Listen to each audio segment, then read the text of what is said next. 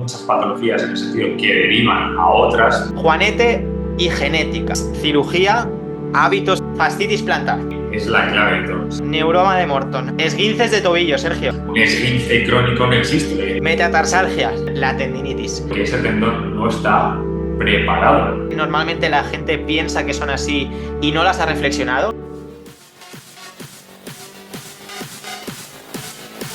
Esto es Barefooting Podcast, el primer podcast de habla hispana dedicado 100% al barefoot.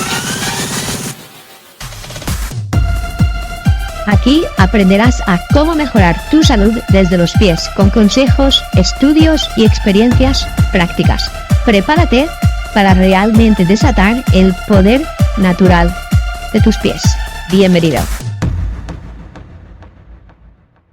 Bienvenidos y bienvenidas otra semana más aquí a Barefooting Podcast. Ya sabéis, el único podcast dedicado específicamente al tema barefoot. Un tema que cada vez somos más, vamos a decir, expertos y expertas, todos los oyentes y todos los que estamos aquí, porque todas las semanas, llevamos ya varias semanas que estamos trayendo a todo tipo de expertos, entrenadores, entrenadoras, fisioterapeutas, coaches, de todo tipo de profesionales relacionados con el pie y que estamos aprendiendo de su visión acerca de esta estructura tan bonita, tan perfecta y que tanto tiene para darnos.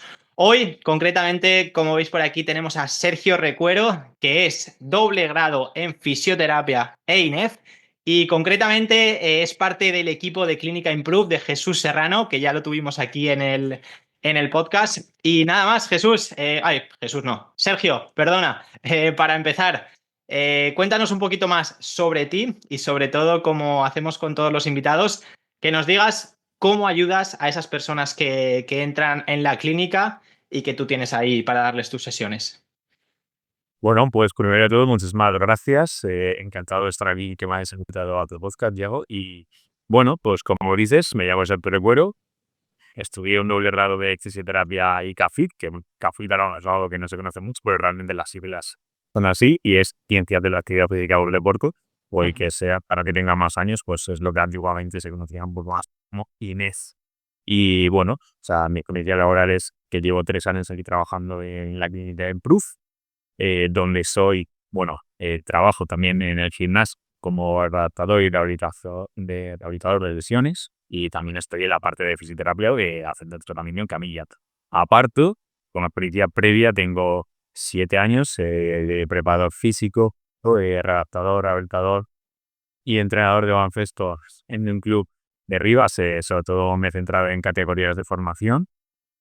Y bueno, he estado luego inmerso en diferentes cursos, he estado hablando en doctorados, en la universidad donde estudié, y cada vez que puedo, pues sigo formándome y estoy en continua formación de todo lo que yo. Ahora un poquito más centrado en todo este tema de patología de pie y tobillo, incluso miembro inferior, pero bueno, al final es un poquito el resumen. Súper, bueno, al final este mundo te lleva a no parar de formarte, a estar en continuo aprendizaje de todo lo que viene. Pero bueno, ya que decías que ahora estás más centrado en el tema del pie tobillo, vamos al grano. Preguntarte, ¿qué importancia tiene esta estructura, el pie y tobillo, para el ser humano? Y un poco, ¿para qué está ahí? ¿No? Que muchas veces la tenemos olvidada, pero realmente, ¿qué hace nuestro cuerpo? Pues para mí el pie es la clave de todo. O sea, realmente es el gran olvidado, es en la parte anatómica de la acción anatómica del cuerpo más olvidada, pero aún casual. Yo en los 3 años que llevo aquí es como que sé preguntar a todo el mundo que me diga, oye, ¿has usado más el brazo derecho, el brazo izquierdo? ¿Te has agachado más? ¿Te has agachado menos? Pero cuando pregunto, por ejemplo, si has andado más por la parte delante del pie, la parte del talón, el borde externo, has dado más pasos, menos pasos, no me saben decir. O sea, no sabemos decir prácticamente nada de cómo nos conocí. Y para mí es la clave porque a través del pie es la manera que tenemos de estar tanto en lo estático como en dinámico, y a partir de ahí movernos de manera eficiente, ¿vale? Entonces, para mí el pie, significado sería la clave de todo a nivel de movimiento. Vale, súper interesante. Yo coincido bastante con lo que dices y bueno, y por eso también Barefooting Podcast, ¿no? Por eso el estar aquí siempre investigando más sobre el tema del pie. Y para dar un poquito de contexto general sobre esta estructura, porque de lo que vamos a hablar es justo de lo que tiene que ver esta pregunta, pero de manera general, ¿qué nos podrías decir que cuáles son las lesiones que más frecuentan en esta estructura? Y un poco qué factores, ¿vale? Sin dar muchos detalles, porque ahora entraremos a fondo en cada una de ellas, pero qué factores contribuyen a que esas lesiones aparezcan en esta estructura. Bueno, pues realmente las típicas, ¿no? Las más famosas sería Juanete, Macondromalus, pues la típica fascitis, el polón, la tendinitis, la metatarsalgia, el romano morto, ¿vale? Luego todos son muchas patologías en el sentido que derivan a otras de manera ascendente, resto articularia como rodilla, cadera. Por esa línea Improve tenemos ese abordaje de siempre querer ver a Tite descalzo, de ver cómo se mueve, porque independientemente de que me venga haciendo un dolor de cadera, vaya, yo quiero ver cómo se comporta en esa globalidad. En la mayoría de las veces, aunque sea en un porcentaje menor o mayor, va a tener algo de importancia el pie. Por lo tanto, para mí, todas esas patologías que estamos viendo, de alguna manera se inicia desde la pisada. Entonces, la mayoría de las veces, por no decir, porque hay muchos factores asociados, un mal uso de calzado en un tiempo muy prolongado, asociado a todos estos malos hábitos que ya hablaremos más adelante, son lo que provoca, ¿vale? Todas estas patologías. Entonces, de alguna manera, estas patologías son la consecuencia y la causa es mal uso de calzado, ¿vale? O sea, esto es una premisa Jenny Proof y desde que yo trabajo aquí es algo que hemos tenido que aprender a hacer porque es que nos hemos dado cuenta que es la clave de la gran mayoría de lesiones de miembro inferior. Ujú. O sea que a la vez estás hablando del calzado, por lo tanto, como que el calzado es ese factor que contribuye a gran número de todas esas lesiones que hemos comentado, pero como decías que es la pisada, esa clave es, vamos a decir que la relación directa también es que ese calzado influye directamente en la pisada. Totalmente, totalmente. Para que te hagas una idea y con ir un poco a no ejemplo de que la gente lo pueda entender mejor, es como si yo tengo un coche, ¿vale? Ya puede ser el mejor coche de todos, un Ferrari estupendo, maravilloso, mejor coche de todos. Pero si yo tengo unos neumáticos defectuosos, esto va a ir en una cadena ascendente, es decir, los frenos van a tener que sufrir más, los amortiguadores, de alguna manera, que sería la articulación de rodilla cadera, mi volante del coche, que sería un poco el core en la capacidad de propincepción, de estabilizar, va a sufrir, y ahora el motor, que podría ser a nivel metabólico, cómo gestiono yo todo y me adapto, también va a sufrir, ¿vale? Entonces, la gente tiene que entender que desde una descompensación desde el pie se pueden producir de manera ascendente patologías que pueden llegar incluso hasta el loma, ¿vale? Que es algo hombre, si no has estudiado fisioterapia es difícil de ver, pero realmente nosotros en el gimnasio hacemos test funcionales, vemos cómo se mueve el paciente y conseguimos ver que a lo mejor una claudicación del hombro en un overg, ¿vale? Una sentadilla overg, y el tronco no es capaz de estabilizar, viene todo por esa falta de movilidad de tobillo, lo que fue. Y eso es Claro. muy directo y es tan simple. Ese test con y si cuñan los talones. Ves como realmente, si hay con claudica el hombro, el tronco no cede y es todo por esa falta de déficit de movilidad de los tobillos. Por lo tanto, Ujú, para mí, es que si un sistema en que es clave, ¿no? ujú.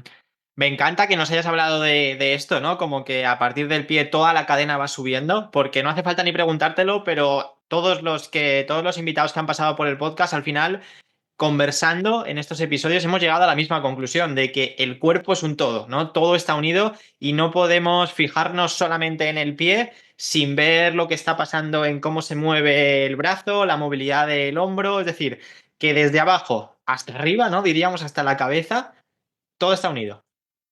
Eso es, a entender que tú tienes una patología, pero al final tiene que haber un abordaje íntegro y global. Es decir, o sea, tú me vienes con una secuencia de tobillo y yo tengo que ir más allá. Muchas veces nos quedamos como a medio camino de ver todo. Y muchas veces eso es lo que pasa con infinidad de patologías, tipo paciente que te viene rebotado de me han tratado esto, me han hecho todas las terapias, pum, pum, pum, porque han ido tocando realmente la consecuencia y no la causa.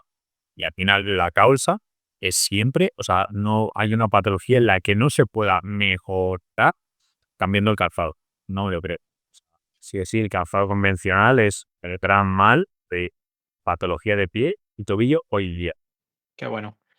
Pues mira, Sergio, si te parece, ya que tenemos una introducción perfecta, ¿no? De, pues, de toda esta estructura del pie, cómo está unido con el resto del cuerpo y un poco dar resumen a grandes conceptos que estamos hablando continuamente en el podcast, quiero centrarme, como decía antes, en el tema de esas lesiones más comunes de la estructura del pie y tobillo, que hablemos de esas cosas que normalmente la gente piensa que son así y no las ha reflexionado, que simplemente han sido así desde hace mucho tiempo y no le hemos permitido esa reflexión y creemos que siguen siendo igual, pero es verdad que la ciencia evoluciona, que por ejemplo, pues en tu caso no pararás de ver casos constantemente que te chocan esas creencias que tienen que ir cambiando. Así que empezando por la que tú decías más común, el juanete. Juanete y genética. ¿Qué nos podrías decir de estas dos palabras? ¿Van de la mano? ¿Tienen alguna relación? ¿Se ha visto algo o realmente es un mito? Vale, yo realmente investigando en libros, en artículos, preguntando a grandes profesionales, yo creo que hay un error de concepto. ¿Sí? Entonces, la gente muchas veces, el paciente viene, ¿no? Es lo típico de, no, sí, bueno, es que mi padre, mi madre, mi abuelo tenía 40, pero yo también lo tengo porque es hereditario.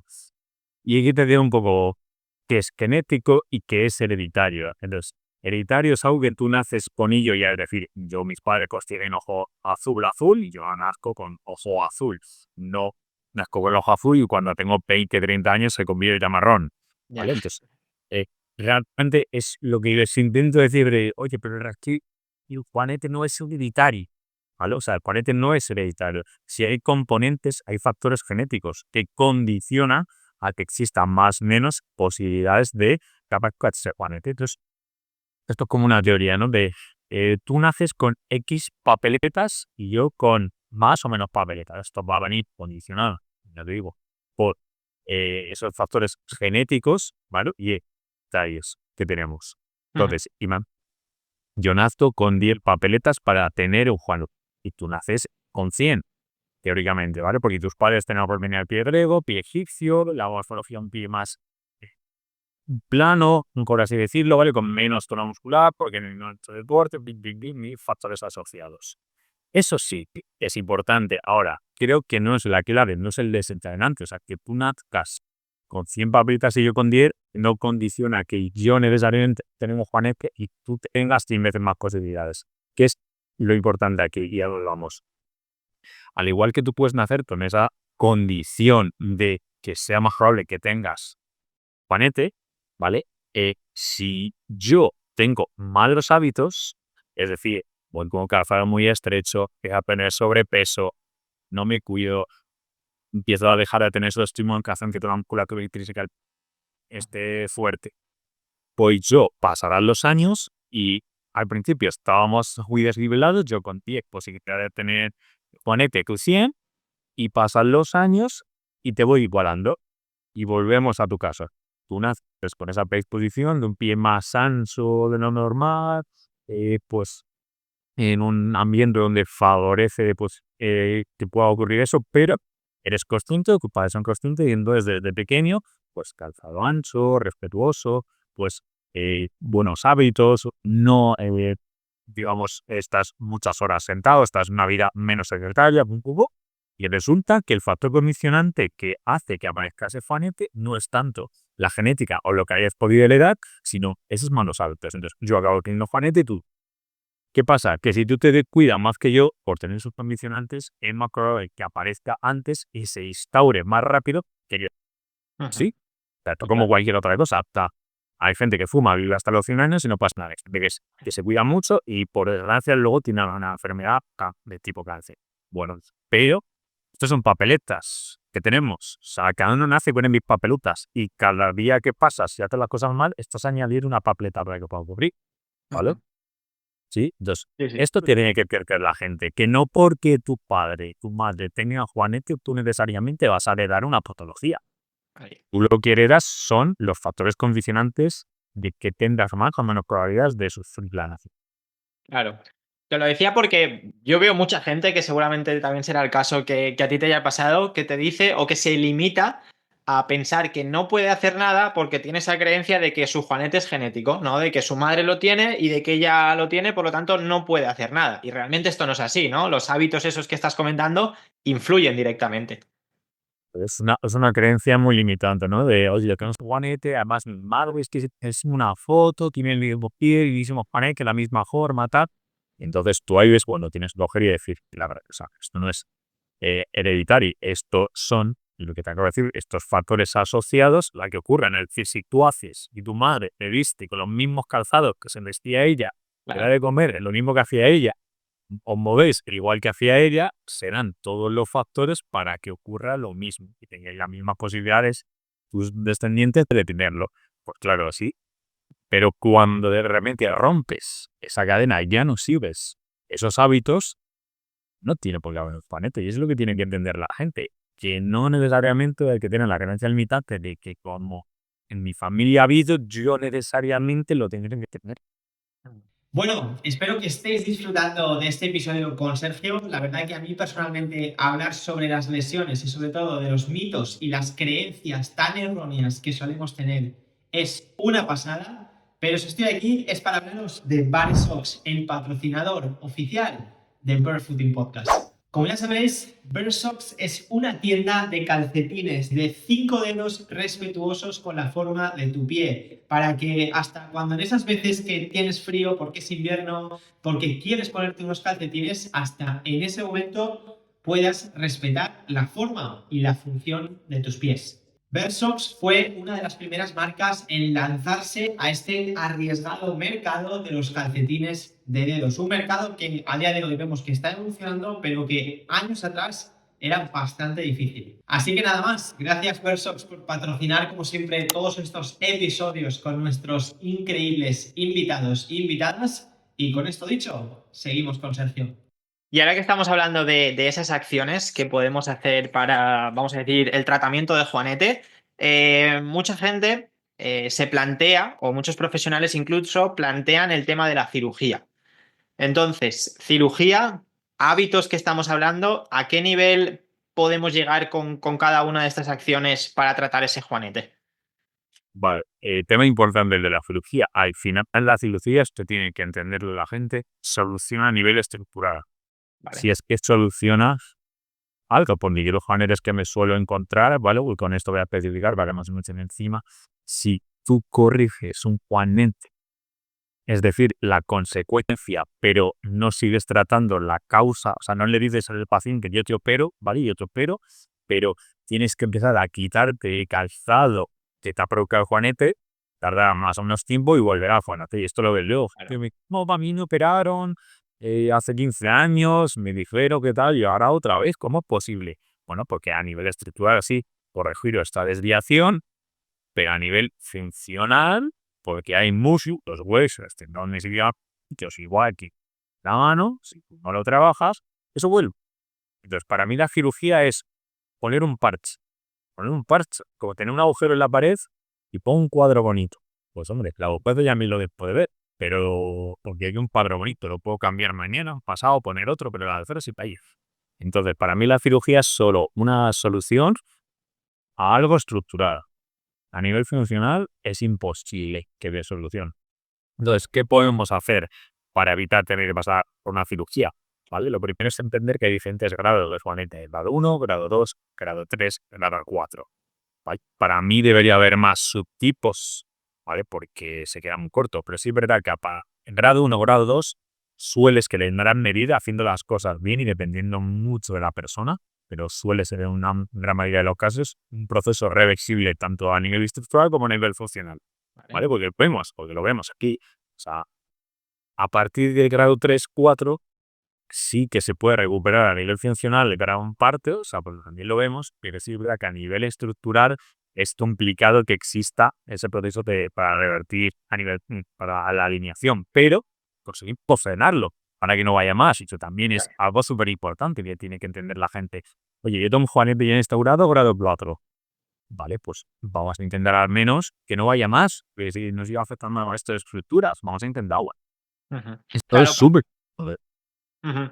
Para entenderlo, claro, cuando hablas de nivel estructural es la forma, ¿no? Llevar ese dedo a la alineación que realmente tenemos el pie por naturaleza. Y cuando hablamos del tema funcional, es que, bueno, pues funcional lo relacionamos con el día a día, ¿no? Por lo tanto, rescatar de lo que tú has dicho, que muchas veces, pues a lo mejor podemos pensar que si tenemos ese juanete muy exagerado, no tenemos nada que hacer y mucha gente ahí toma la decisión de la cirugía. Pero es que realmente, aunque no podamos recuperar la estructura y la alineación correcta, sí que podemos darle funcionalidad. Esto es algo que hablamos con Jesús, y es que en muchas patologías pues no se puede revertir totalmente lo que es la patología, pero sí que podemos hacer cosas para que esa patología nos limite lo mínimo en nuestro día a día y seamos capaces de seguir desarrollándonos.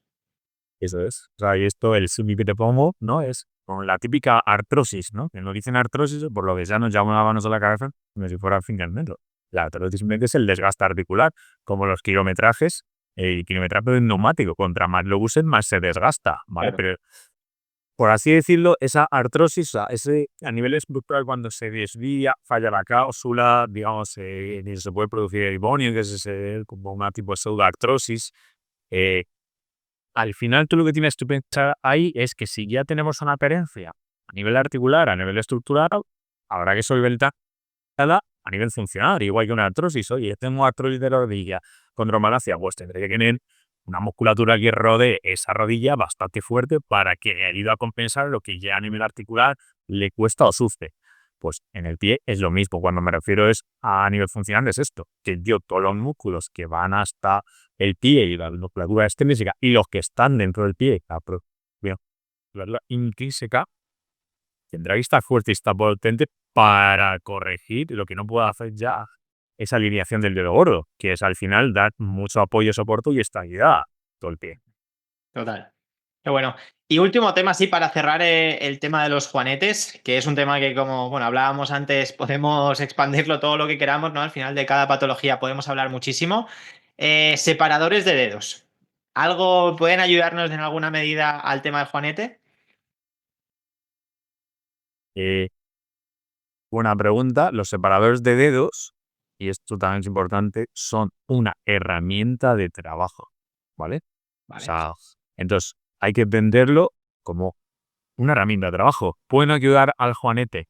Evidentemente. O sea, tú, si tienes eso desviado y muchas veces esa funcionalidad se ve limitada porque no está alineado, de alguna manera, si tú corriges un poco, llega mejor esa activación y ese movimiento, ¿vale? A la musculatura del dedo gordo. ¿Sí? Que esto lo vemos mucho. O sea, de repente el paciente no es capaz de, no sé qué tipo de disociación, de levantar el dedo, y cuando ponemos una goma que separamos un poquito, el paciente es capaz de levantar mejor, ¿vale? Y también que gire más apoyo y por lo tanto controle mejor todas las estructuras del resto del pie y del miembro inferior. Entonces, para mí es una herramienta de trabajo. Ojo, que hay que saber usarla y hay que enseñarle al paciente cómo usarla, porque ya nosotros también nos viene gente que usa muy malos separadores y no saben más allá de que sirven de más cosas para los dedos, ¿vale? Pues hay que trabajarlos bien. Incluso habrá gente que habrá que buscar herramientas o adaptarle para que en un futuro los use de manera temporal, ¿vale? O lo Claro. que sea. Pero los separadores sí que pueden ayudar en esa patología de Juanetes, totalmente. Ujú. Vale, cambiamos de patología. Fascitis plantar, ¿vale? Primero, quiero que vayamos al nombre. Fascitis. Realmente este término itis, ¿vale? Del final, está relacionado con una inflamación. Pero ¿realmente toda fascitis lleva una inflamación? No. O sea, lo que hay que entender también, que luego ya lo encontramos más en otro tema de tendón. eh, la fascia es un tejido, ¿no? La fascia plantar es un tejido que, a diferencia de lo que cree mucha gente, es no retráctil, es como si fuera un puente, ¿vale? Pero la gente se piensa que boing, boing, boing, boing, y la fascia. No. La fascia está pensada para sostener, junto con otra musculatura, la arco de la planta del pie, ¿vale? Y servir, en todo caso, de alguna manera un poco más reactiva, pum, ayudar, ¿vale? A absorber esa fuerza reactiva de impacto contra el sol y generar fuerza, por menos, ¿sí? Entonces, esa fascitis hace referencia, como tú has dicho, a inflamación, ¿vale? Pero también existe la fasciosis, que es degeneración. La fascia. Entonces, el diagnóstico diferencial tiene que hacer más, evidentemente, un médico, un fisio, pero sí es verdad que ya sea fascitis, fasciosis, una desadaptación de la grasa talar, lo que sea, ¿vale? Hay que entender un poco igualmente la causa, porque la fascitis siempre suele ser una consecuencia de varios factores asociados. Ujú. Entonces, esa fascitis, la mayoría de las veces, la causa, ¿vale? Un mal uso en calzado. ¿Por qué? Bueno, porque al final la mayoría de los calzados convencionales vienen cierta medida más o menos arco paralelo, ¿no? La parte Sí. interna del pie. ¿Qué ocurre? Que simplemente ese esta supinación contra ese arco, ese micro traumatismo muchas veces ya puede generar, ¿vale? Digamos, esa fascitis. Pero sí es verdad que cuando ya nos descalzamos, a lo mejor el casa va descalzo y no tal, pero en verano, que suele ser una época donde vamos más en chanclas, no tenemos ese garaje, pues nos da por, yo qué sé, cuando no más tiempo hace en Camino a Santiago, una ruta del Besaya y llevamos más carga, aparece.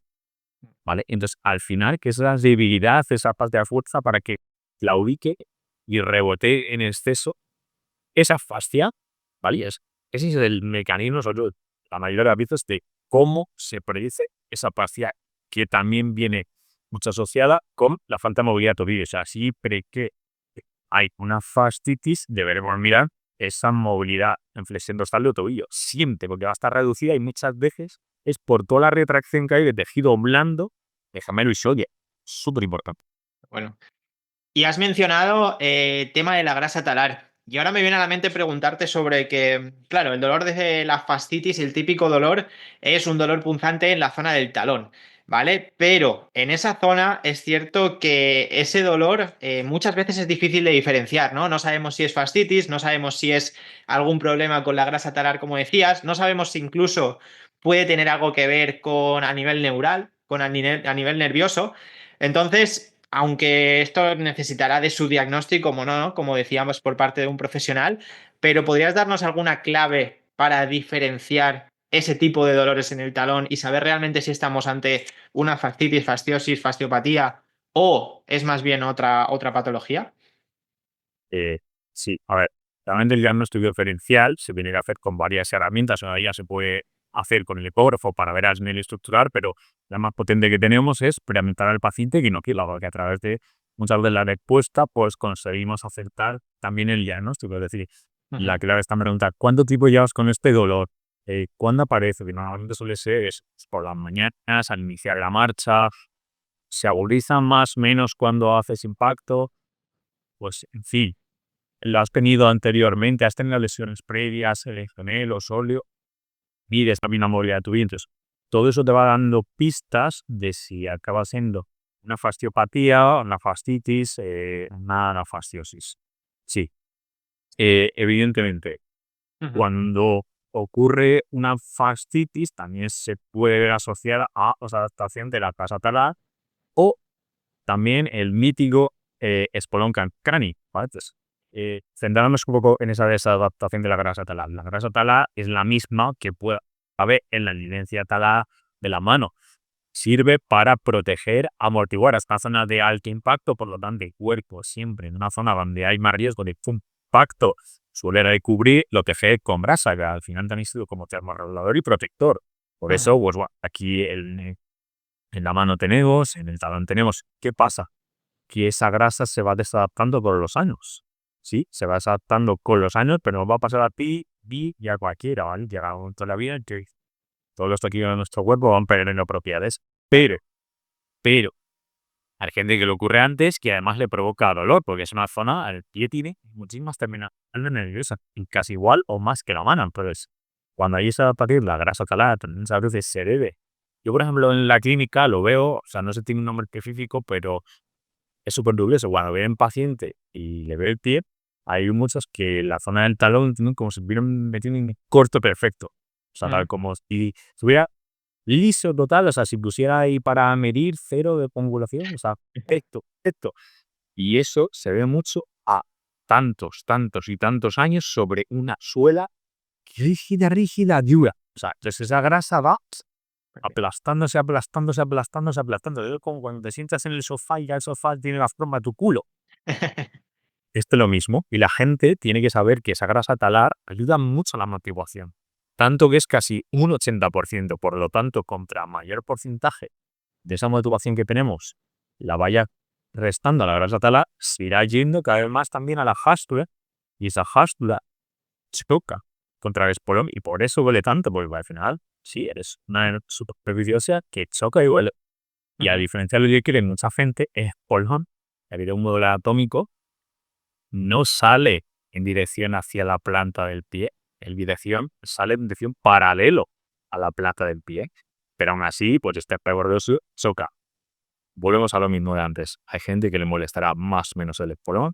¿Por qué? Y esta hora que agradecerse a nuestros padres porque nacéis con ya más, menos tipo, más redondeadito, más en forma de punta. Entonces, si tienes un poquito más en forma de punta de flecha, molestará más que si lo tienes redondito o menos grueso. ¿Sí? Hay gente que luego con ciertos procesos de calcificación se le va osificando y se lo va haciendo más grande, ¿vale? Pero lo que habría que ver realmente es qué pasó primero, si esa fascia sufrió y se empezó a adaptar un poco el espolón, más, porque cuando también hay mucho impacto, el cuerpo entiende que tiene que, digamos, de alguna manera fortalecerlo y densificarlo. El haber densificado una estructura son las famosas calcificaciones, ¿vale? Que no es algo eficiente, ¿sí? Bueno, dicho esto, la grasa talar es para mí súper importante, si no a tener una fascia, una musculatura saludable. Total, que no tenemos que olvidarnos de esa parte y que muchas veces, pues en gran medida lo que nos comentabas es que la consecuencia o la causa, mejor dicho, es ese calzado que no nos permite, por dar un resumen de ese calzado convencional, que no nos permite a nuestro pie ser pie, ¿no? Cualquiera, ¿no? Entiende muy fácil que si tú te pones una camiseta que no te permite subir los brazos a partir de 90 grados, que roza aquí la zona de la axila, la zona herida, la zona y la lumbar, esa camisa va a la basura. Al Total. igual que un talón, ¿no? Todos entendemos esto, pero de alguna manera, ¿cuántos casos conoces? Y la gente que no lo escucha dirá, ¿cuánta gente habrá que es, lo típico, compro las zapatillas y es, bueno, las ampollas normales de estrenar una zapatilla o alguna vez seguro que no hay Estética. sangre o tal, y no pasa nada. Y para mí llegó un momento en el que dije, ¿cómo no va a pasar nada con un calzado a la sangre, a las ampollas, cada vez que salgas a correr te ves que la uña negra? O sea, ¿cómo va a ser normal? O sea, lo hemos normalizado, ese es el problema, aunque hemos normalizado algo que no debía ser. Totalmente.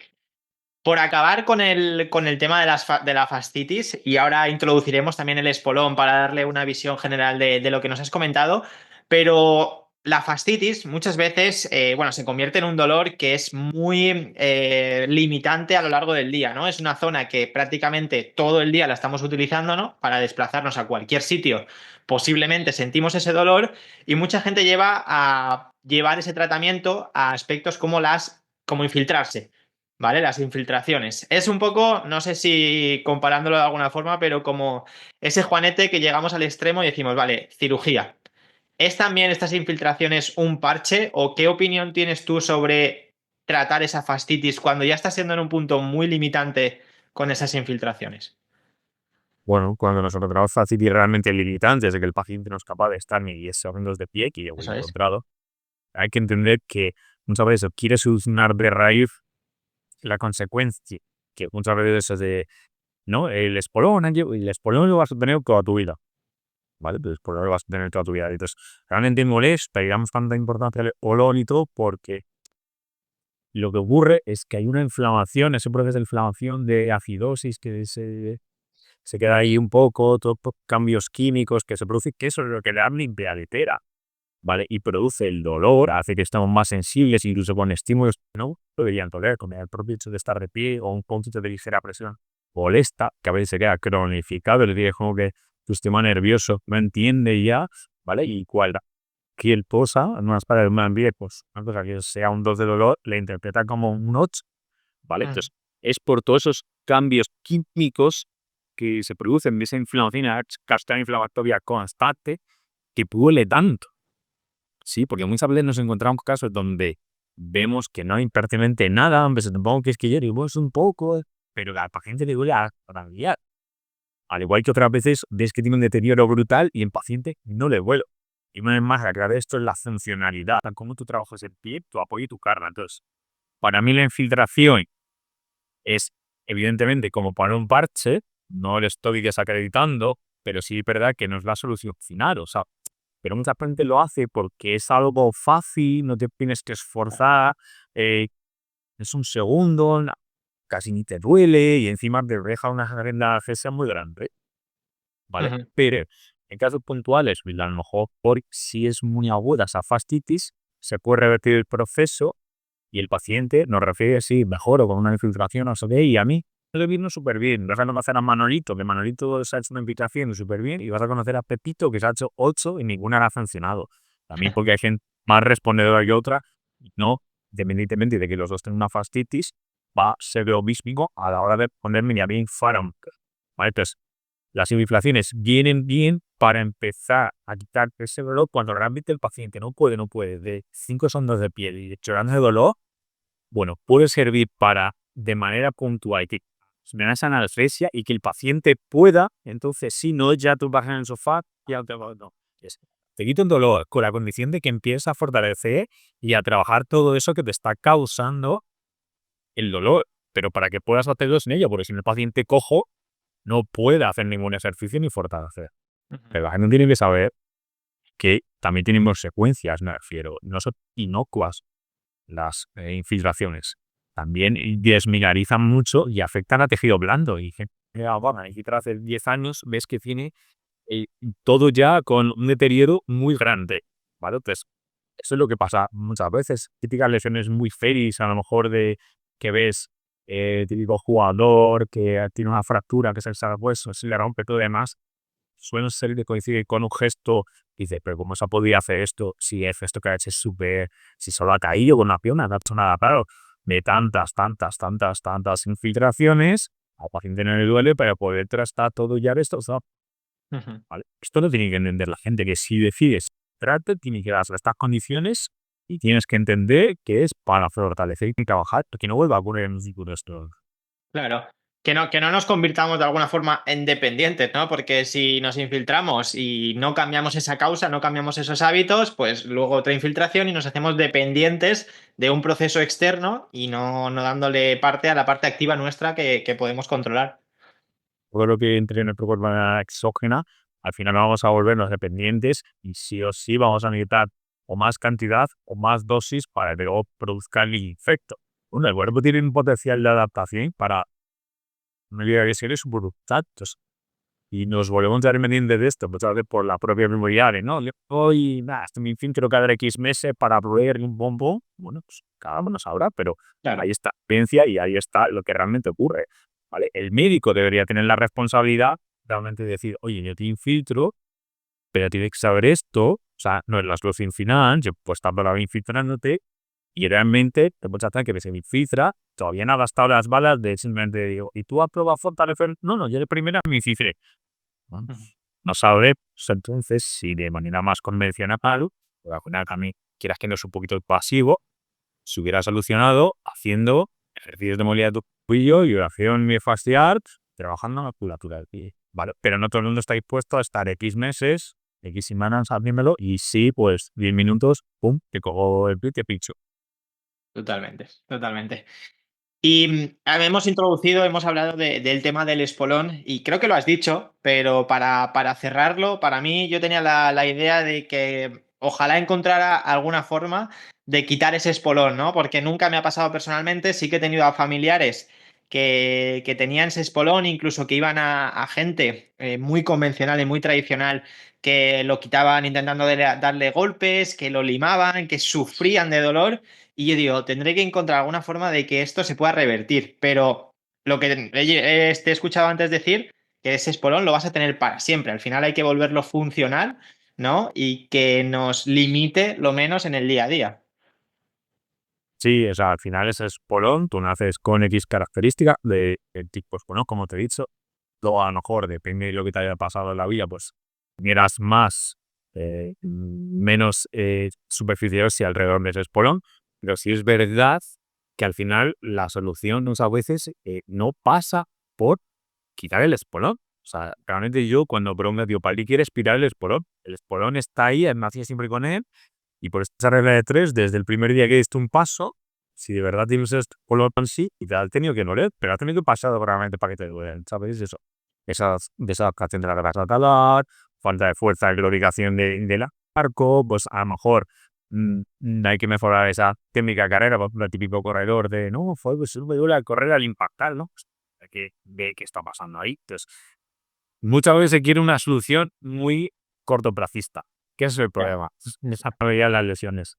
Pero entender que el problema de verdad del dolor que pueda producir un espolón no es por el propio espolón, es por todos los cambios que se generan alrededor de él. Entonces, si tú consigues abordar eso, o sea, la inflamación, tratar el dolor, mejorar esa estabilidad, el reparto de carpas, el espolón no da por saco ya. O sea, el espolón no da por saco. Tardará más, pero el espolón no da por saco. Ahora, si de repente además yo conozco, claro, ¿no? Tu tipo de ondas de choque, digamos, a lo mejor rompes y también rompes lo de alrededor, ¿vale? Entonces, también ese proceso inflamatorio de alguna manera genera esa falsa analgesia y al romper, luego se densifica aún más y ves que con el paso de los años me ha vuelto a salir del espolón que tenía más grande, ¿vale?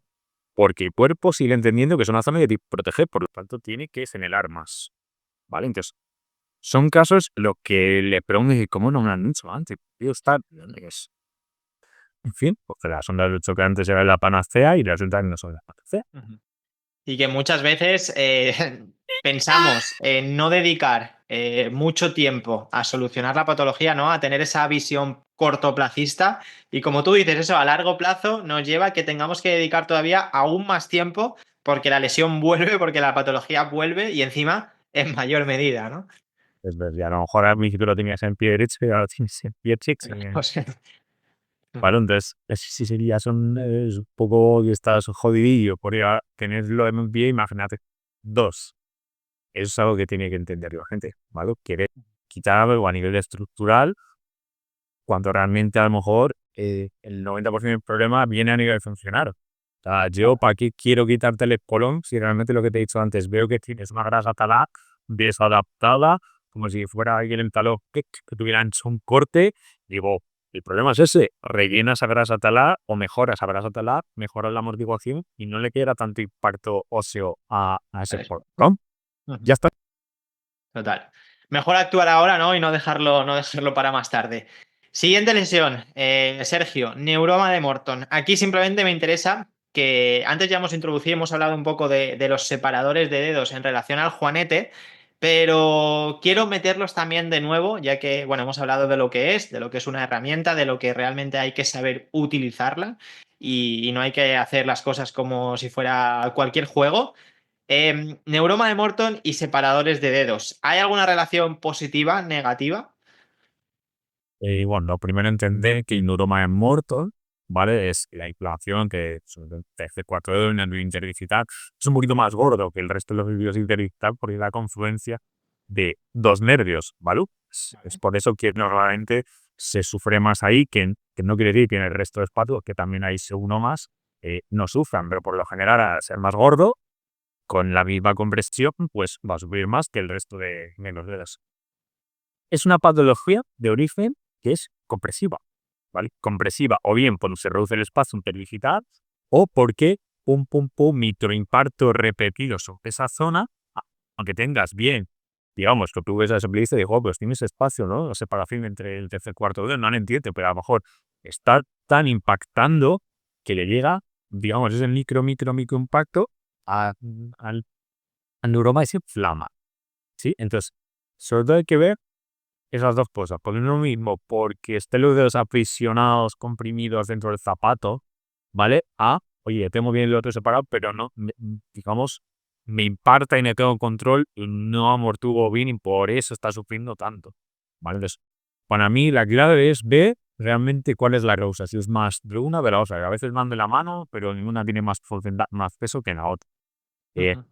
Dicho esto, evidentemente, en los casos que sea porque existe esa compresión, si usamos los separadores, que es una herramienta muy buena de trabajo, vamos a conseguir, digamos, generar ese espacio que estaba faltando y conseguiremos solucionar gran parte el dolor y la patología.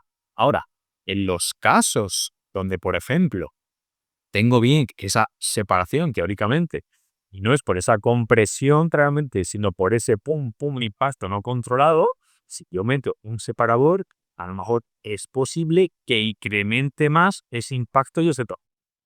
Por Ujú. esto la clave de entender que y los separadores, en la gran mayoría de los casos, activan el neuronas Morton por porcentajes muy altos por esa compresión, pero en los que no, los separadores pueden agudizarlo y puede suponer un problema. Ujú.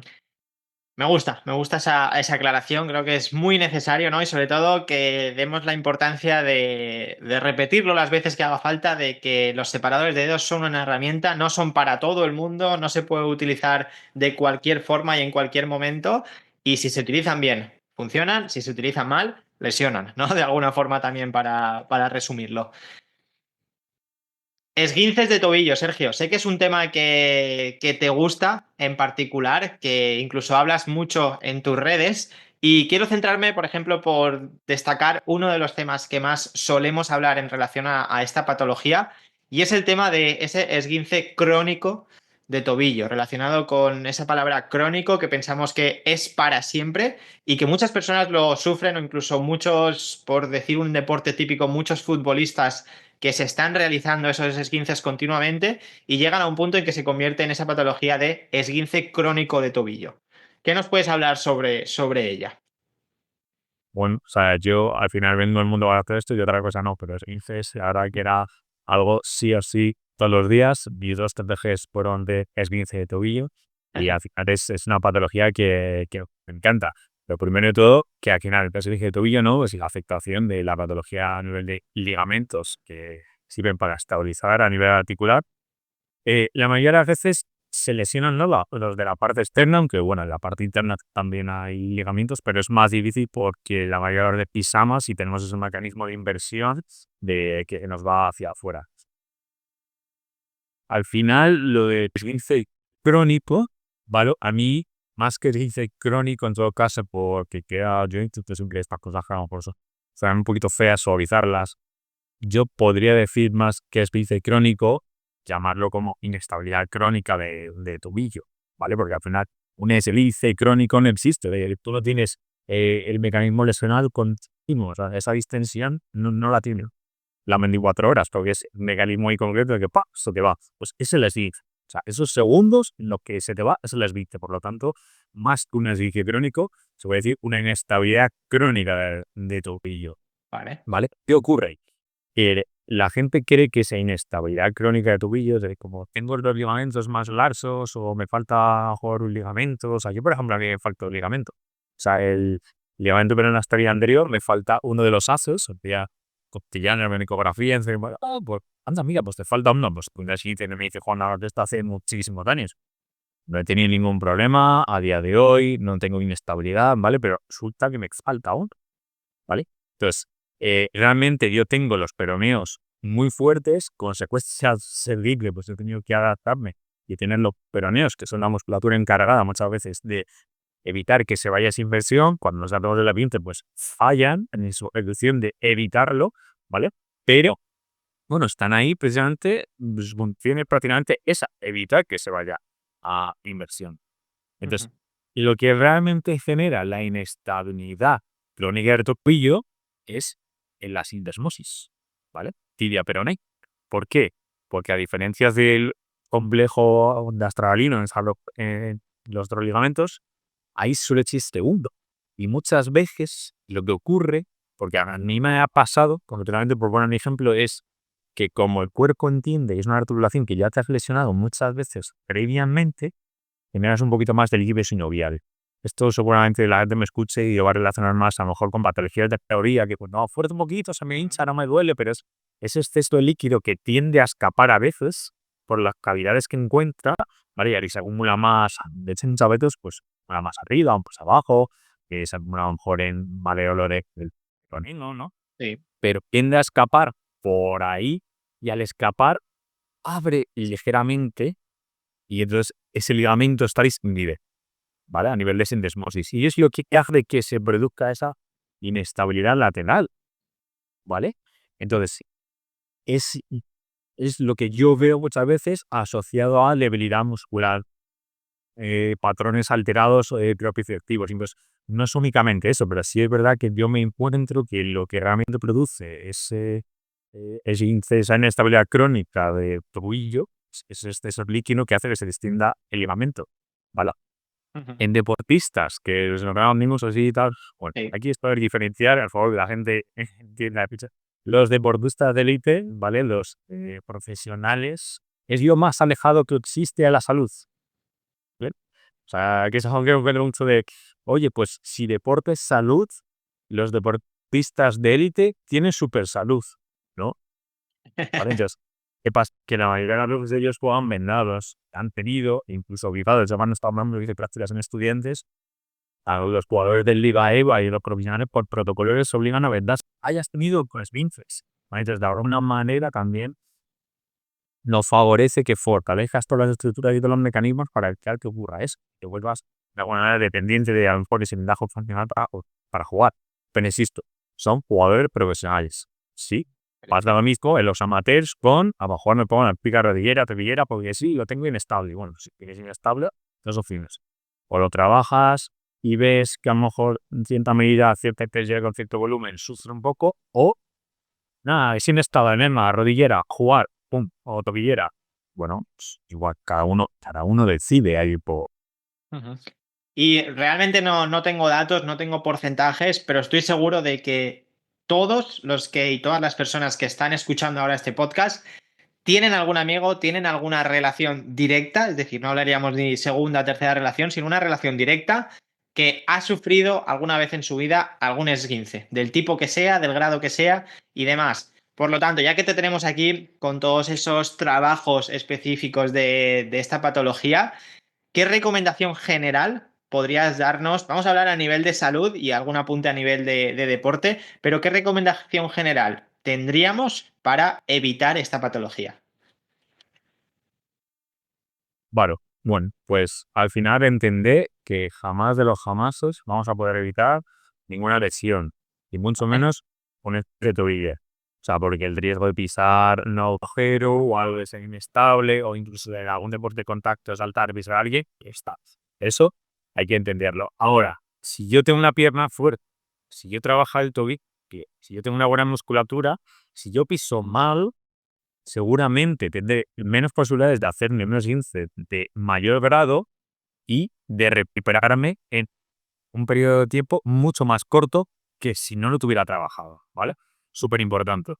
Eh, Evidentemente, cuando me hago un esguince, ocurre, pues, como la mayoría, que hay menos inflamación, dolor en la zona del dorso, el lateral del pie.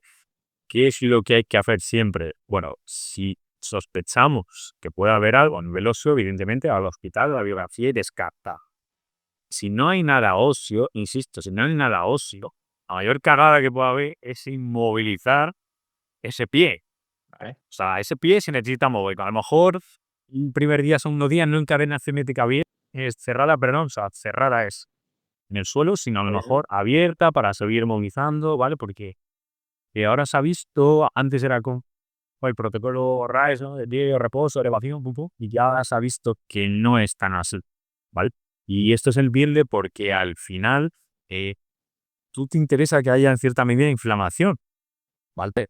Lo que quieres es siempre que haya una inflamación controlada, ¿vale? Que no sobrepase, que genere más, pero sí que hay esa inflamación porque de alguna manera llegan macrófagos para retirar sustancias de desecho, ¿vale? Y llegan los células satélites para luego que se busque esa mecanotraducción y si fuera necesario lesionar las estructuras que se han podido lesionar. Entonces, sí te interesa que exista ese proceso, la cascada inflamatoria, pero siempre controlada. Por lo tanto, desde el primer día, desde el día 1, existen mecanismos para tratar el dolor sobre todo, poco el drenaje de esa inflamación que pueda haber y a partir del día 1 todo lo que el paciente pueda tolerar de movimiento se hace. Y luego, pues, si se puede trabajar ya en cuanto antes, cadena cinética cerrada, mejor, porque lo que te va a hacer que te recuperes y mejores es siempre trabajar en el suelo, superficies, igual que antes se veía que los bosus y estables, se ha visto que eso no. O sea, si tú entrenas solo en bosu, será muy bueno jugando a un campo de fútbol lleno de bosus, pero en el campo de fútbol este pez, ¿vale? Entonces, importantísimo esto, lo típico, no digáis, ejercicio con las vomitas, pum, pum, pum, pues serás buenísimo y te dirás, no, pero es súper fuerte cuando el pie esté en el aire. Cuando esté en el suelo, esos peroneos no saben qué hacer, ¿vale? Entonces, siempre se puede. Pero insisto, si sospechamos que hay algo óseo, hay que ponerse la capa de Superman, al hospital, la radiografía, y si se necesita inmovilizar durante un tiempo hasta que eso consolide, pues ya está. Pero si alguien tiene un esguince y le pone, eh, ya que se lo hace, pero bueno, no lo veo tanto, una escayola o no lo muevas un 3 días, no sé qué, por favor. O sea, no condiciona mucho la rehabilitación. Ese tobillo hay que moverlo. Total. Metatarsalgia, Sergio.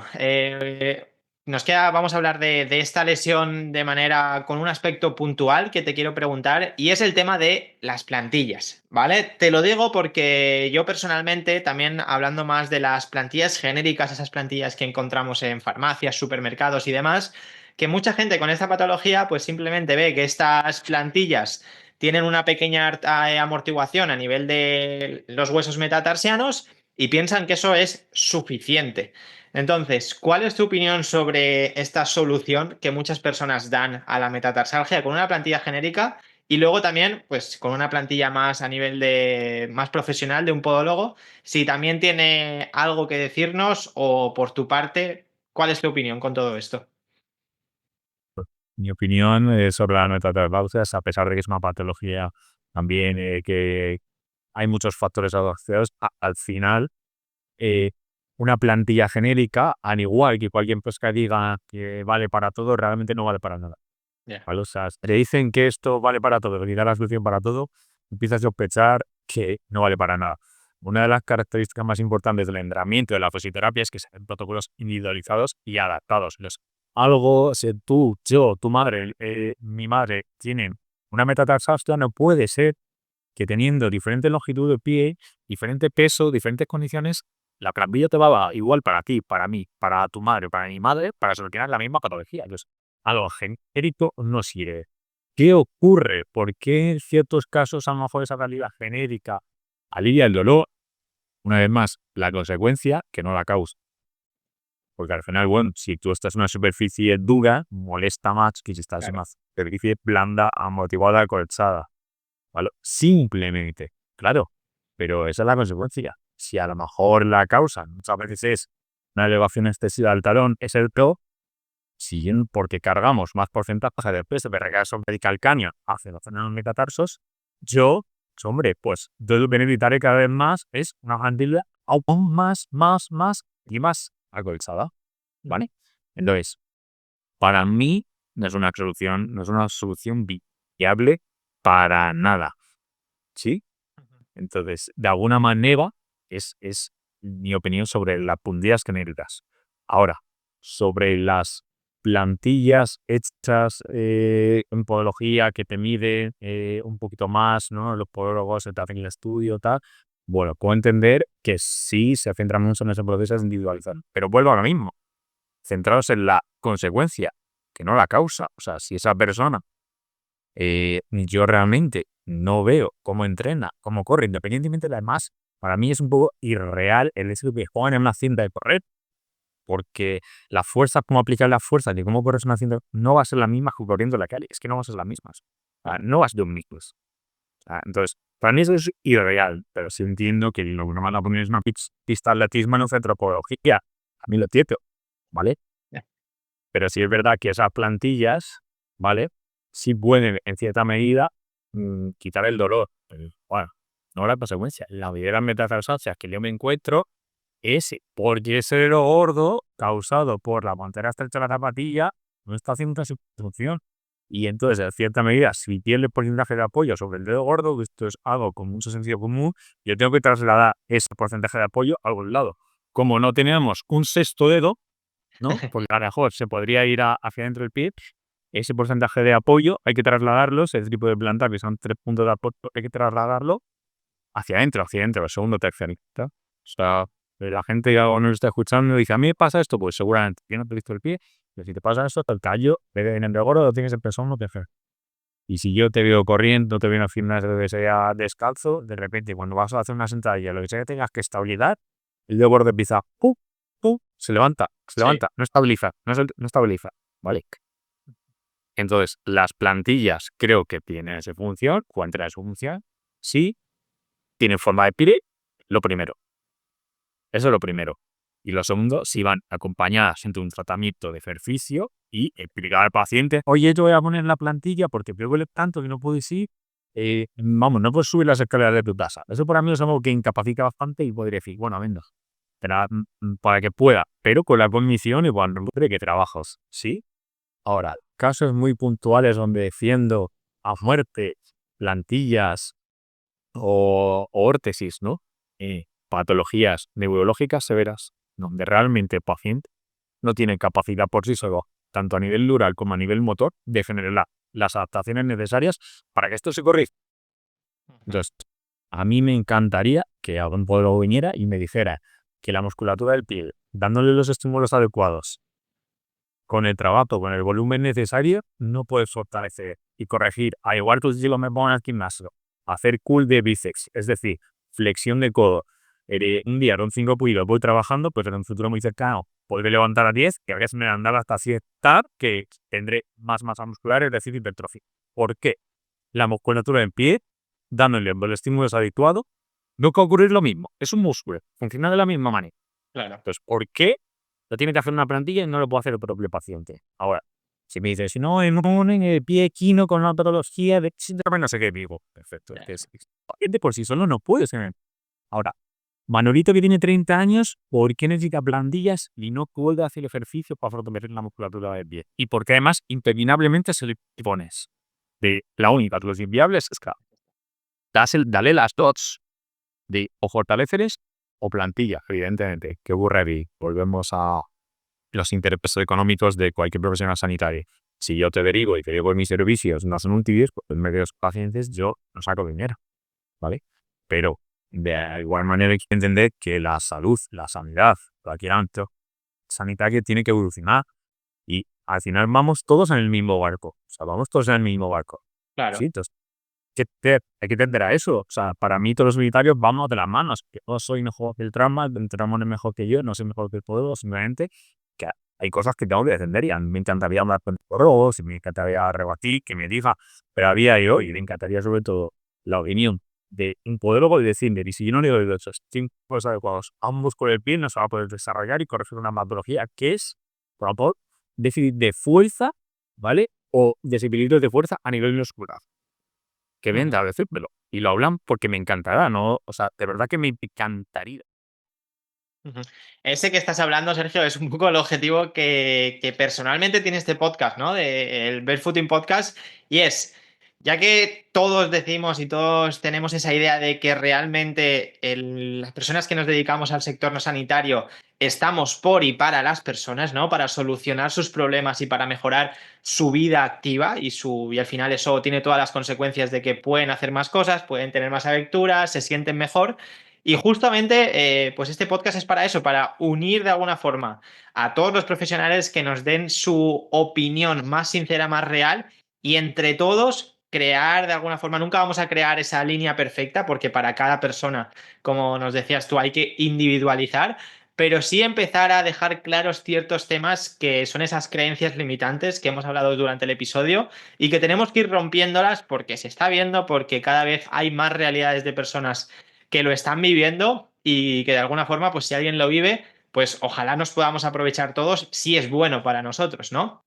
Así que en este punto espero que a todos y a todas os esté gustando este episodio. Estamos hablando de muchísimas patologías, podríamos hablar de muchísimas más, porque la verdad es que en el cuerpo pues aparecen de todo tipo. Pero me gustaría cerrar este episodio con la tendinitis, ¿vale? Con esa lesión más común que solemos tener a nivel de los tendones y concretamente me gustaría que hablásemos sobre el tendón de Aquiles y sobre si realmente esta patología, como muchas veces se dice o como muchas veces se escucha, tiene algo que ver con el hecho de empezar a desarrollarnos barefoot, es decir, con el hecho de bajar ese drop, esa altura del talón del calzado a la que estamos acostumbrados, bajarla a cero y empezar a ir sobre una suela plana o sobre estar más cerca del suelo, si realmente tiene alguna relación esta patología con esa asociación que se le hace al barefoot. Sí, o sea, realmente para mí entrar en la vida es pilar súper importante en esta transición al calzado barefoot, que insisto, todo el mundo debería hacer una transición al calzado barefoot, todo el mundo está preparados desde un inicio para llevar barefoot, pero luego se han dado condicionantes en su vida que han hecho que se vuelvan dependientes de zapatillas con un Drop Plus, Megamix, Caribe Mix, fibra de carbono. Sí, ya sabemos todas las marcas a las que me refiero. Entonces, yo en mi perfil de Instagram tengo un ebook gratuito de transición al calzado barefoot. Ahora, la gente que no pueda en su día 100% adaptarse a este calzado barefoot, y habrá gente que en ciertas condiciones sí, o cuando se le demanden ciertas actividades físicas necesite una ayuda extra. Bueno, lo puedo entender, pero todo el mundo deberíamos tender a esa transición al calzado barefoot, ¿vale? Problemas asociados del barefoot a este tendón de Aquiles. Al final, si yo me paso toda la vida con un drop muy elevado, ¿vale? Aparte de que está en un estado de acortamiento, todas las fibras de gemelo, sólido, plantar de pegado, ¿vale? Que es un músculo súper importante también en esa elevación del talón. Lo que va a ocurrir es que no se transmite bien la carga, esa fuerza reactiva de impacto del talón con el suelo. Y de alguna manera, ¿vale? El tendón es encargado de transmitir información al músculo de la velocidad de contracción y el grado de contracción que ha de hacer, ¿vale? Entonces, esto falla de primeras por, digamos, ese drop que hace que la van a ver los gramos dependientes, ¿vale? Pero como el drop de la zapatilla nunca va a ser igual de efectivo que el propio carcañi, que la propia grasa tala, de alguna manera perdemos esa información en el camino.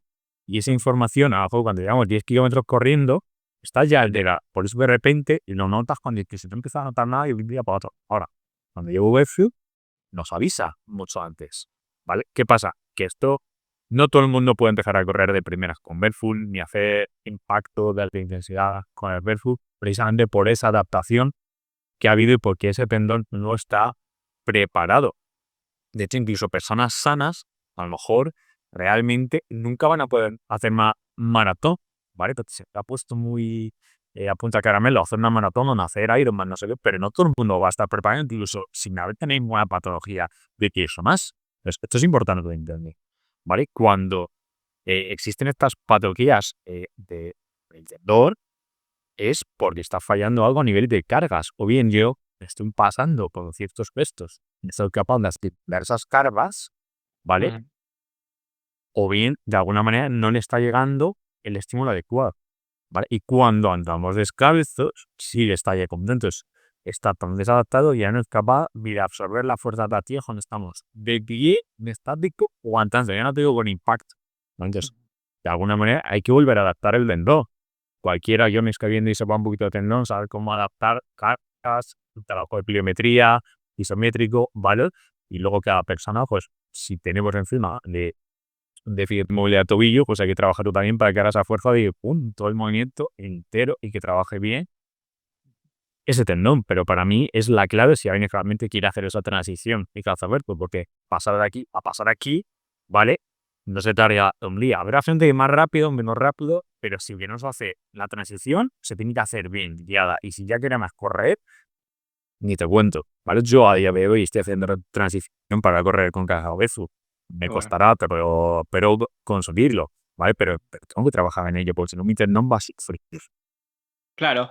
Ahí hay una cosa que me gusta mucho decir a mí, bueno, y que es una realidad dentro del mundo del cuerpo y del ejercicio, y es que el cuerpo es inteligente, ¿no? Al igual que se adapta a nuevos estímulos, a nuevos contextos o a cualquier situación hacia la que se presenta, de la misma forma, si algo no se utiliza, como vamos a decir para entenderlo vulgarmente, desconecta, ¿no? Si yo no estoy utilizando cierta estructura porque la tengo súper protegida, porque la tengo súper encerrada, pues el cerebro, de alguna forma, el sistema nervioso, que es el que manda y el que da las señales, dice, pues ¿para qué voy a enviar información, energía o como lo queramos llamar a esa estructura si no la estoy utilizando?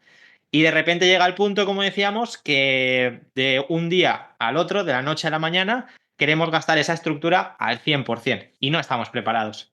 Pues, al final el tendón funciona por esa absorción de energía mecánica con cada solo. Si la mayoría de esa energía la absorbe y la lleva a la zapatilla, ¿sabes? Para mejorar tus marcas, correr más rápido, no dependerás de tu tendón, dependerás de la calidad de la zapatilla, que este es un error muy, muy, muy grande. De alguna manera nos han vendido también que necesitamos ir con el pie súper recto, con una motivación Claro. para poder hacer cosas que a lo mejor en un inicio tú no estabas preparado y como las quieras ver pasado mañana, o me pongo estas zapatillas o no lo puedo hacer, ¿vale? Es el ego personal de cada uno. ¿Y qué pasa? Cuando pierdo que hemos alteración perceptiva, esa capacidad de ver si me estoy pasando de cargas o no, porque la zapatilla no me la transmite bien, llega un momento en el que me lesiono y el cuerpo sabe, el cuerpo te avisa antes, pero si me pongo zapatillas, no te avisa. Si me pongo el barefoot, lo vas a notar el kilómetro, ¿vale? Claro. Entonces, no es aconsejable que el primer día fuera entrenador con barefoot, ¿vale? Pero esto lo tiene que entender la gente. Y si tu objetivo es hacer eso, correr con barefoot, hacer un impacto con barefoot, siempre habrá una transición supervisada por un profesional, ¿vale? Y entender que a lo mejor si queremos hacerla con 80 años, pues no podemos adaptarnos nunca, pero con 20, pues seguramente sí. O sea, Totalmente. pues todo el mundo puede hacerlo y tiene que hacerse con sentido común. Ya está. Eso es. Esa es la palabra. Y Sergio, para terminar, aquí en Barefooting Podcast hablamos mucho invitamos a los oyentes a cuidar sus pies y a tener unos pies fuertes, sanos y libres. Entonces, un poco como resumen para cerrar este episodio que hemos hablado de todas estas lesiones, de todos estos procesos, mitos y cosas que escuchamos, ¿cómo dirías tú o cuál sería para ti la clave para crear ese pie fuerte, sano y libre? Bueno, lo primero de todo, desde chiquititos, los padres, empezar ya a educar, a generar estos hábitos, que no tengan miedo a que sus hijos vayan descalzos en casa, que no tengan miedo, ay, ni por llevar barefoot, como esto no está protegido, se va a lesionar.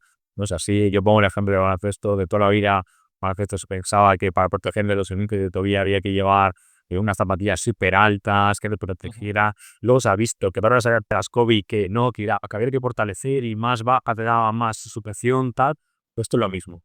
Es un mito. O sea, todos nos podemos adaptar y no por no llevarlo. Cierta medida, pero decide que vas a lesionar, porque por la regla de tres, cuando te descalces, te tienes que caer, te tienes que ser inestable, porque no llevas esa zapatilla, ¿vale? Ujú.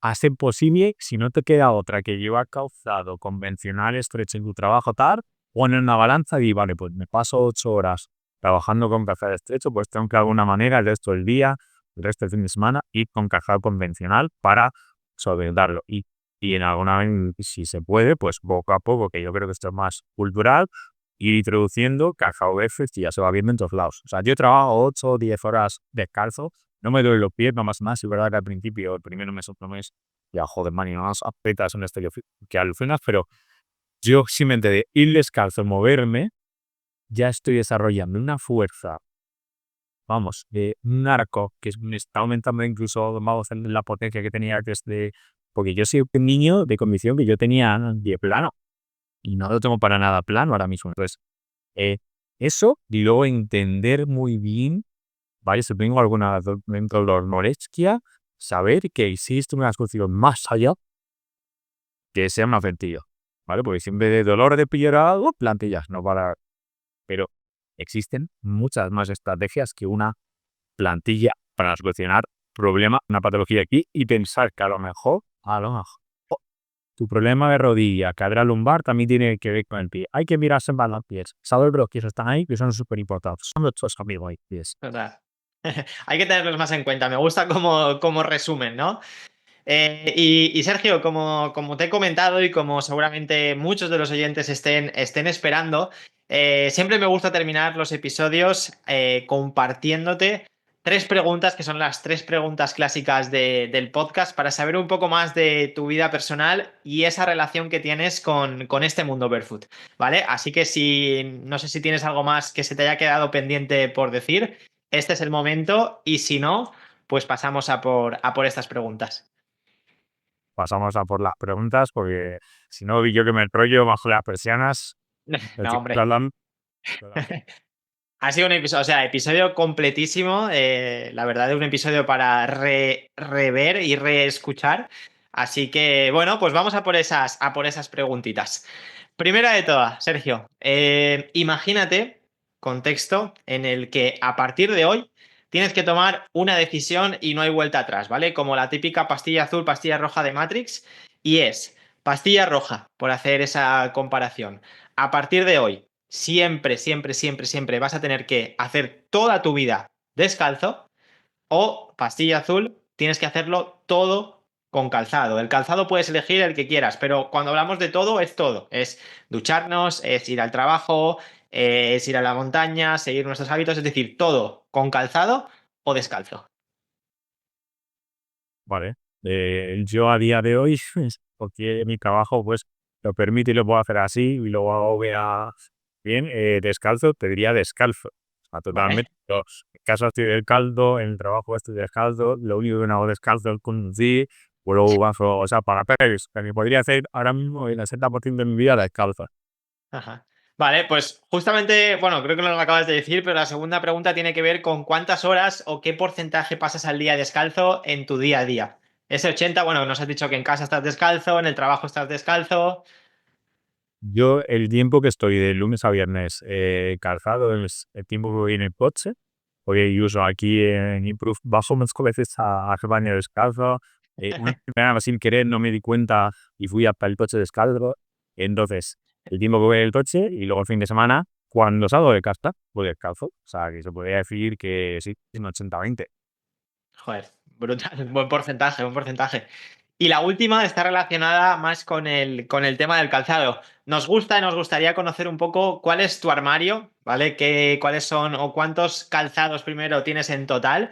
Tienes muchos y tienes pocos. Y un poco esas características generales del calzado. Si realmente casi para todo utilizas calzado barefoot, si todavía estás haciendo esa transición y en algunos momentos pues tienes otro calzado más de transición o más convencional incluso. Hablar un poquito de ese armario de calzados. Bueno, pues mi armario ahora mismo es un poquito variado, así que predomina ya desde hace un tiempo el barefoot. De hecho, de lunes a viernes es calzado barefoot. Tengo diferentes marcas que me van a trabajar hoy. De hecho, nos han regalado con Flex unas zapatillas muy chulas. Entonces, al final sí que tengo 4 o 5 calzados diferentes para venir a trabajar. Barefoot total. Y luego también nuestros amigos de Roots nos regalaron más calcetines que eran Alphonse para estar por casa. Sí es verdad que sigo teniendo zapatillas convencionales, que las como de manera muy puntual el fin de semana. Pero, por ejemplo, estoy viendo porque todas mi vida me puse las Converse un día por la noche y es que estaba, o sea, no sé si yo a alguna hora en millas estaba deseando ya ir a casa para entrenar y no podía. Entonces, Normal. se podría decir que si me las pongo de vez en cuando es mejor el postureo porque me queda bien con el outfit y ya. Sí. Dicho esto, ahora está sacando muchas marcas para vestir que son muy bonitas. Sí, es verdad que a lo mejor antes estéticamente no había, entonces pues sí tenía a lo mejor, pues, yo qué sé, de unas zapatillas más convencionales tipo Ajax. Y para correr, ¿vale? Yo, bueno, entreno descalzo, entonces para entrenar no uso más zapatilla.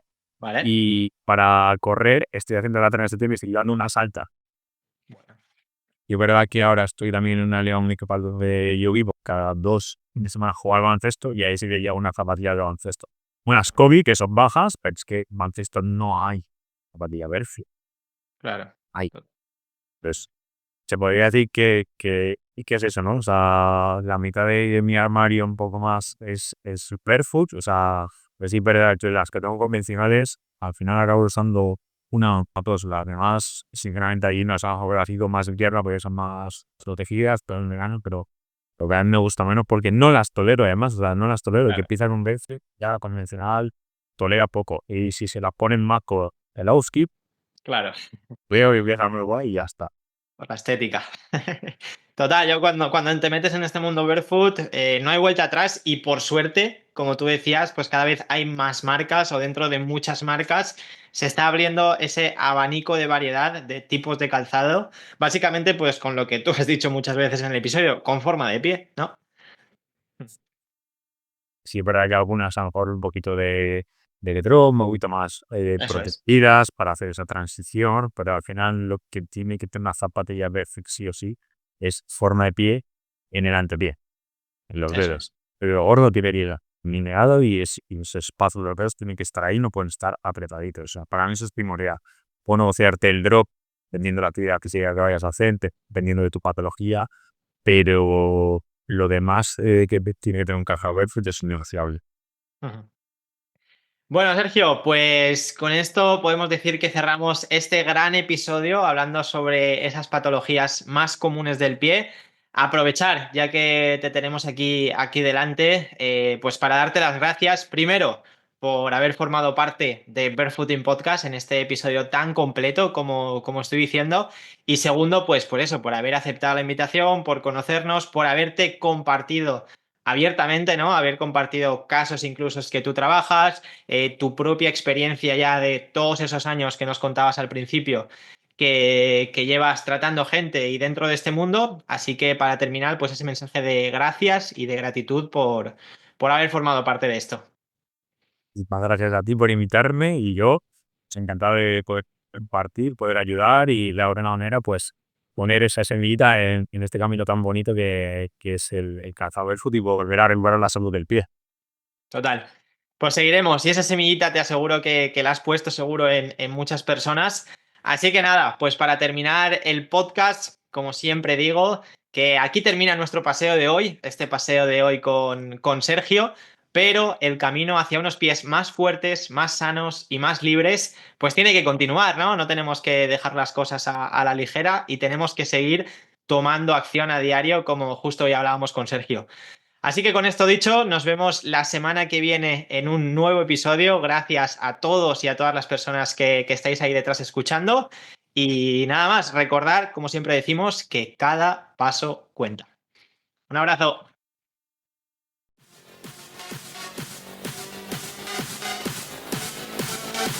Muchas gracias por escuchar Barefooting Podcast. Y recuerda, nos vemos todos los miércoles a las 12 horas España.